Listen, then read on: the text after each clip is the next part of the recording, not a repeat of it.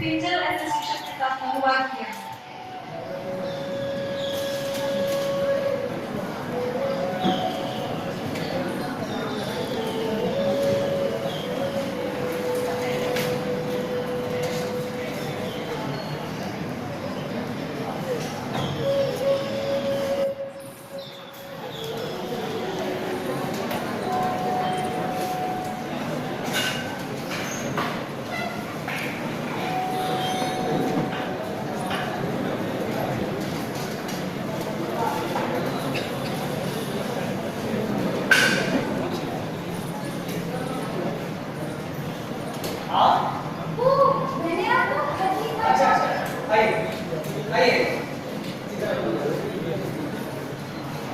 आपका खत मिला मुझे।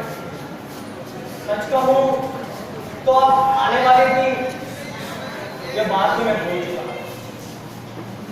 और फिर भी अनजाने में आप ही का इंतजार कर। जरा भी कदर लो, जहां चाहो जा सकते हैं। यह एक लेखक का यशस्वी लेखक का यशस्वी, लेकिन निकम्मा, प्रतिभाहीन, गांव से, इंसानों से दूर। छोड़िए। मुझे तो ये जगह बहुत अच्छी लगी। निसर्ग का वरदान है यहाँ। सब जगह हरियाली ही हरियाली, और घनी झाड़ियों के बीच छुपा हुआ आपका ये बाजार। पक्षियों की सुमधुर आवाज, कितना खूबसूरत है सब। लोगों की भीड़-भाड़ है, शांत वातावरण है।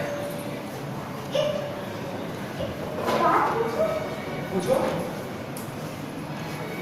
आपने बाहर बाहर सभी जगह कैक्टस के पौधे लगाए, कुछ मुरझाते क्यों? नहीं, क्योंकि फूलों को श्राप है मुरझाने का। कैक्टस के बारे में वो बात नहीं है ना? हाँ, लेकिन कैक्टस में खुशबू नहीं होती, फूलों जैसी। हाँ, वो भी है। तो ठंडा है गर्म क्या लोगी? इंटरव्यू। अरे, मैं तो भूल ही गया था कि आप एक पत्रकार हैं। मैं पूछ रहा था चाय लोगी या शरबत? जरा भी तकलीफ मत कीजिए, फिलहाल कुछ भी नहीं मिलेगा। एंड नाम क्या बताया आपने अपना? What is that? ऐसा किसी प्रसिद्ध लेखक ने कहा है ना? That's right. Nice of you. सच कहूं तो ये मुलाकात, इंटरव्यू वगैरह से मुझे चिढ़ है।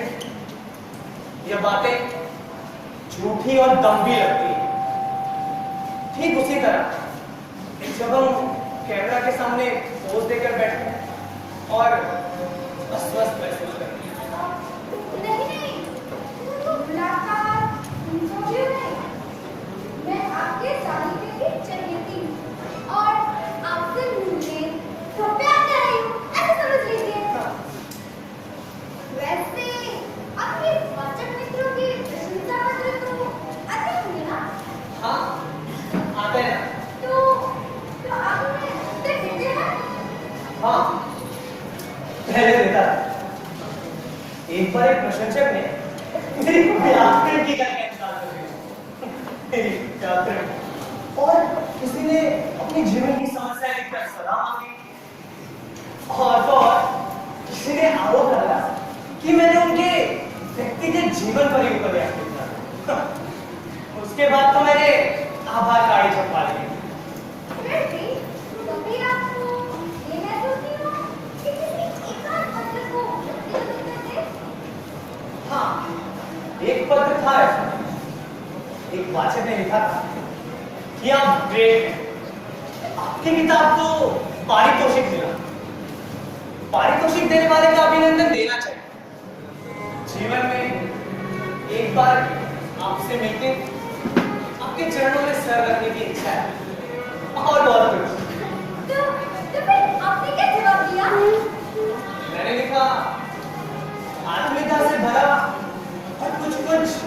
अतिशयोक्ति भरा आपका पत्र मिला। आभार।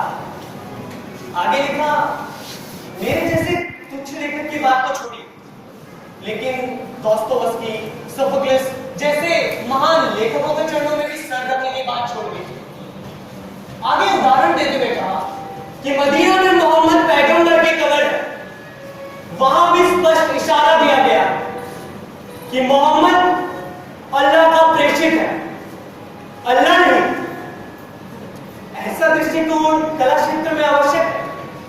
खूब, फर्स्ट क्लास, सच, आपने बहुत अच्छे विचार प्रकट किए। मेरे मन में आपके लिए और भी आगे बढ़ गया। आगे सुनो। लिफाफे पर लिखने के लिए मैंने उसका पता देखा, लेकिन उसने अपना पता ही नहीं लिखा। मैं निराश हो गया कि अपने प्रशंसक को एक अच्छा पत्र भी ना दे सका। इस पत्र से एक बात याद आई। मैंने सुना है कि आपको मिला हुआ पौधों का तो बात नहीं। क्यों? नहीं, क्योंकि ये प्रथा मुझे विचित्र सी लगती है। हम लेखकों की क्या शर्त लगानी होती है, घोड़ों की रेस की तरह, और फिर हमें अच्छा बुरा ठहराने वाले आप कौन?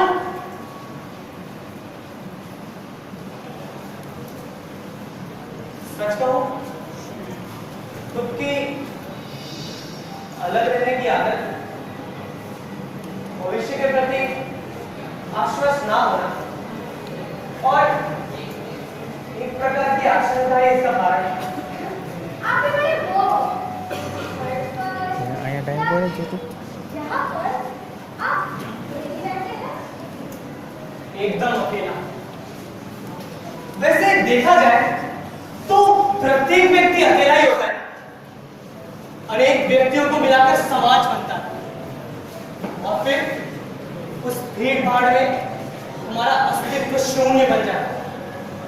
आखिर मैन इज एन आइलैंड, और शायद इसीलिए मैंने अपने आप को सबसे अलग रखा है।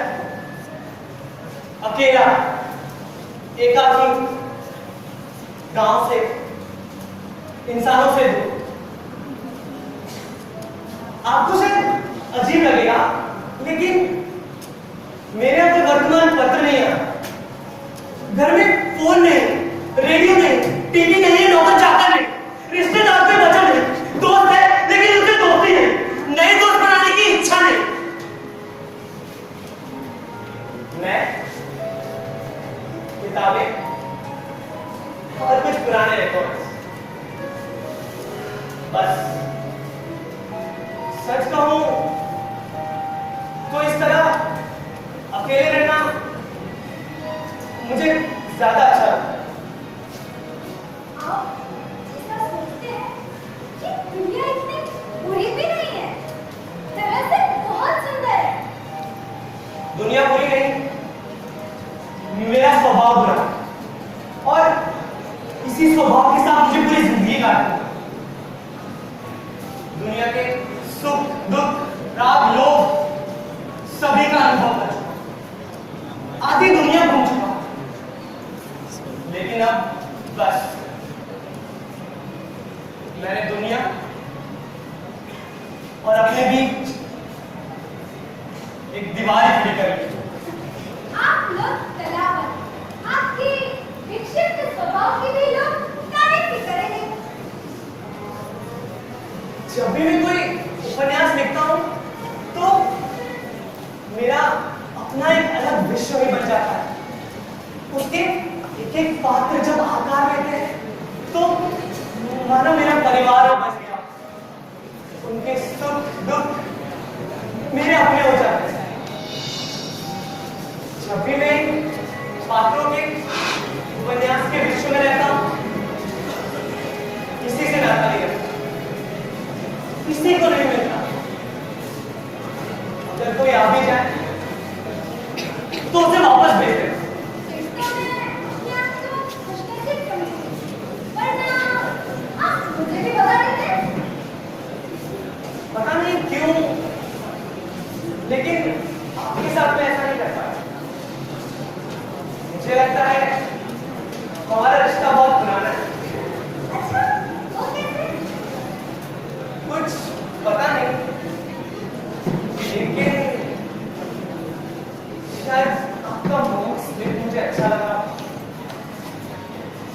या फिर आपका आकर्षक वेश मुझे किसी परी जैसा लगा, या फिर आपकी आंखों में पिछले जन्म की कोई झलक दिखाई दी हो, या आपका लगाया हुआ परफ्यूम मेरा फेवरेट है। आप तो शायरी करने बैठे। अच्छा, अपनी नई कहानी के बारे में बताइए।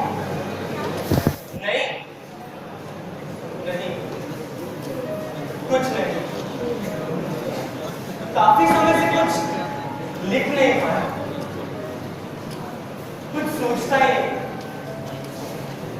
लगता है बस सब खत्म हो चुका है। सोचने की क्षमता आप नहीं रही। लगता है जीवन यही समाप्त कर दिया। लेकिन आज सुबह से प्रसन्न हूं, जैसे कोई खोई हुई चीज वापस मिली है। आज सुबह जब आंख खुली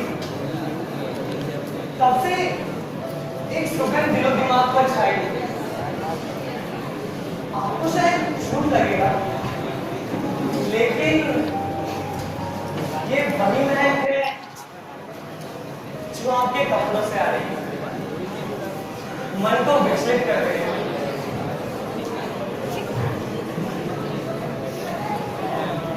मुझे कुछ देर से अस्वस्थ लग रहा है।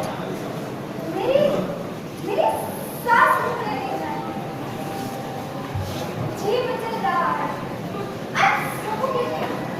बड़ी आश्चर्य की बात है, यह जगह तो हवादार के लिए काफी अच्छी है, और शाम के वक्त पश्चिम से आती हवा की लहरें सिर्फ यह शाम दिमाग को अस्वस्थ कर देती है। शाम की छांव से दिमाग पर अंधेरा छाने लगता है। पश्चिम का लाल आकाश धीरे धीरे सूखते हुए खून की तरह काला पड़ता है। वेदना का चमकता हुआ चूना मन में घूमने लगता है। पिंजरे के पक्षी जैसा कलेजा फड़फड़ाने लगता है। पता नहीं क्यों मुझे यहाँ का एकाकीपन, कमरे में असंख्य पुस्तकें, कागजों की एक गंध और ये खाली पिंजरा मेरा जी घबरा रहा है। अरे आप खामोखा टेंशन नहीं लीजिए। इन किताबों की धुन तो कब से साफ नहीं की, और इनके कागज भी अब मेरे पड़े हैं। और ये पिंजरा तो कब से खाली है। यानी मैं उस बेचारे पक्षी को उसकी आवाज़ें वापस कर दी, मुक्त कर दिया। नहीं, मेरे बाग में एक सुंदर पौधा था, काले गुलाब का। हर साल दिसंबर की सर्दियों में एक पक्षी आता था, उस पौधे पर ही रहता, सिर्फ हर रोज शाम को होगा था। वह गीत विलक्षण, अनोखा, फिर भी अपना सा लगता। एक दिन बड़ी चालाकी से मैंने उसे पकड़ लिया। उसके लिए ये पिंजरा भी लाया, लेकिन उस दिन से उसने खाना पीना छोड़ दिया। मैंने उसे अंगूर और कई अच्छे फल दिए, लेकिन उसने मुंह उठाकर देखा तक नहीं। हर रोज लौटते हुए पक्षियों को देखकर वो गाता। धीरे धीरे उसके स्वर क्षीण होते गए। कई बार सोचा कि उसे छोड़ दूं, आजाद कर दूं, लेकिन उसके स्वरों से इतना मोह हो गया कि उसे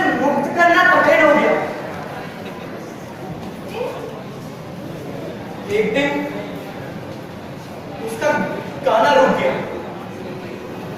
आंखें स्थिर हो गई, पंख बिखरे, चोंच खुली रह गई। घर के किसी व्यक्ति के स्वर्गवास का अनुभव किया मैंने। तो आपने क्या किया उस पक्षी का? उस काले गुलाब के पौधे के पास दफना दिया होगा। और फिर अगले दिसंबर बाग में फिर से बाहर आई होगी। नहीं, मैंने उसे आज भी उस शोकेस में बंद कर दिया। लगता है किसी शाम वो फिर से गाओगे। और वो काला गुलाब? उसके बाद उस पौधे पर मैंने ध्यान ही नहीं दिया। वो पौधा सूख गया, वो जगह अब खाली है इस पिंजरे की तरह।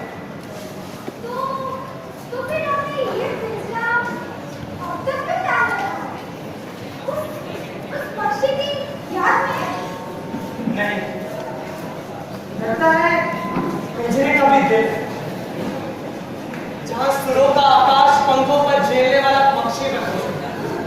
पिंजरे में पक्षी बन सकता है, सुरों का आकाश नहीं। क्या पता इस आकाश का गीत पिंजरे की आंखों में समाया। आप बड़ी खूबसूरत।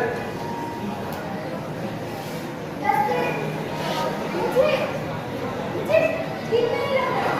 वो पिंजरे में बंद पक्षी जैसा लग रहा है। आप बड़ी नाजुक हैं, ऐसी बातों पर ध्यान नहीं देना चाहिए।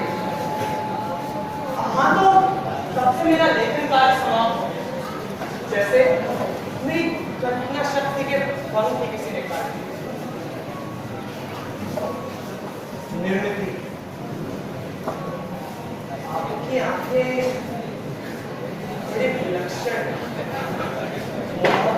सच तो ये है कि मुझे निर्मिती की प्रक्रिया चाहिए, लेकिन अब मेरा जी टूट रहा है।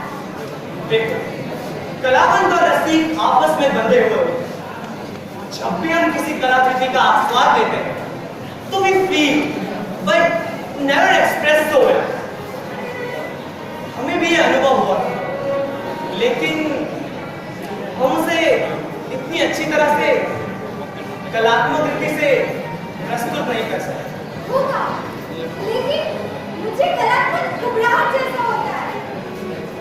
कलात्मक होगी, लेकिन घबराहट ऐसी भावना को मन में जगह मत देना। मेरी सांस रुक रही है। नहीं, मत तोड़ो। आपने क्या कह रहा था? कह रहे थे लिंग। चुप। देखो, या तो कलावंत रसिक को अपना परिचित अनुभव देता है, या फिर कल्पना के पंखों पर मुझे कल्पना में भी घबराहट। पागलों जैसी बात मत करो। आप बड़ी सुंदर, कोई भी प्यार करने लगे। निर्मिती, प्रक्रिया। वो सुंदर। तो देखो, साहित्य में अगर कोई महत्व की चीज है तो वो है शब्द, वही साधन और अभिव्यक्ति का माध्यम। शब्दों जैसी बुरी बात बहुत कम से। घबराहट, कब घुटना? अब प्रतीक बड़ा अच्छा जवाब दिया, क्योंकि हम लेखकों को किसी और के लिए अपने मनोभाव या विचार योग्य शब्दों में प्रस्तुत करना कठिन होता है। सादा सा उदाहरण लीजिए। उदाहरण से अच्छे कि मैं सांस। चुप। सोचो तुम बहुत खुश हो। नहीं, मुझे घबराहट आ रही है। चुप हो जाओ। सोचो बहुत खुश, बहुत, लेकिन एग्जैक्टली आसमान जितनी नहीं, कहना मुश्किल है। हमारे साथ भी यही होता है ना। हम बहुत कुछ जानते हैं, समझते हैं,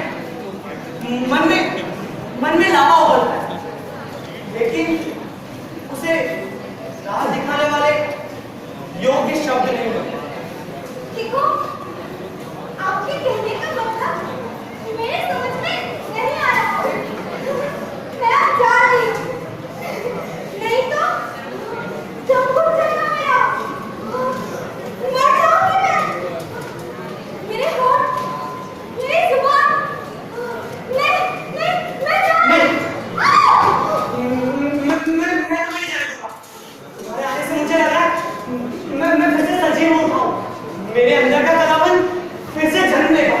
अगर तुम चले गए तो जिस तरह चित्रकार बैन को अपने आईने के सामने पागलपन में अपना गला काट लिया था, उसी प्रकार मैं अपना कान काट लूंगा। काट लो अपना गला। पापा का गला मैं काट लूं।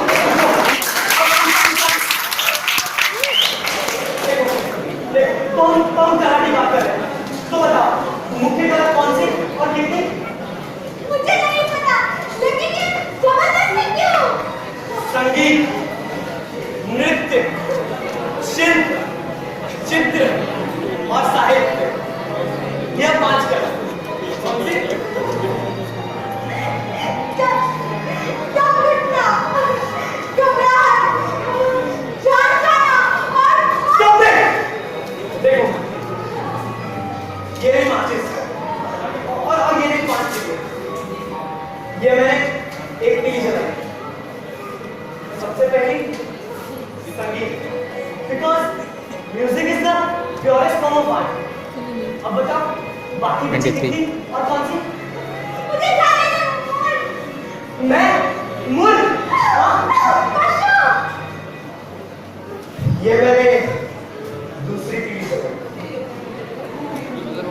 साहित्य, यह कला हेगल के मतानुसार ये क्या पागलपन है? पागलपन। मैं तुम्हें निर्मिति, कला और घनपन के बीच का संबंध समझा रहा हूं, और तुम मुझे पागल कह रही हो। अच्छा, तो ये बताओ, 3 मानव रिलेशनशिप के बारे में तुम्हें क्या पता है? देखो, मैंने तो बस यूं ही बोला था, मजाक में। मजाक? मुझे जाने दो, नहीं तो मैं चिल्लाऊंगी। पागल! मैं पागल? लेकिन मुझे पागल बनाया किसने? तुमने, तुम्हारे सौंदर्य, तुम्हारे होठों ने मुझे तुम चाहिए, सिर्फ तुम। कौन सा नहीं बात? कौन सा? अपने आप को मेरे हवाले करो, नहीं तो मैं तुम्हें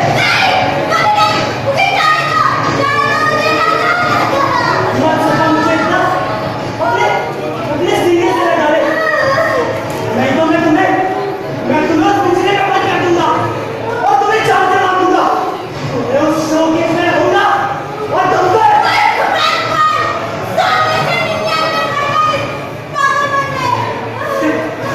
देखो मुझे तुम्हारी सब जरूरत है, मुझे तुम चाहिए, सिर्फ तुम।